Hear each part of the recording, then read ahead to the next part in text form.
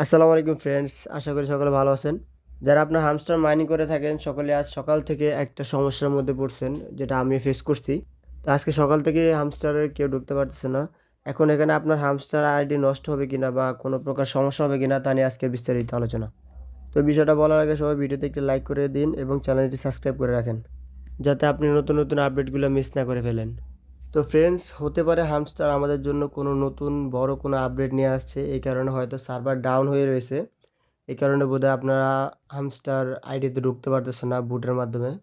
তো আশা করি এটা ২ থেকে ৩ ঘন্টার মধ্যে বা আরও বেশিও সময় লাগতে পারে, এটা ঠিক হয়ে যাবে। তো এটা নিয়ে চিন্তার কোনো কারণ নেই, আশা করি সামনে ঠিক হয়ে যাবে। তো আপনি চাইলেও নিজে এটা কোনোভাবে ঠিক করতে পারবেন না যতক্ষণ পর্যন্ত হামস্টার থেকে কোনো ইনফরমেশন না আসে বা তারা ঠিক না করে, সার্ভার ঠিক না করে। তো কোনো চিন্তার কোনো কারণ নেই, আশা করি সব ঠিক হয়ে যাবে ৩ থেকে ৪ ঘন্টার মধ্যে। আল্লাহ হাফেজ।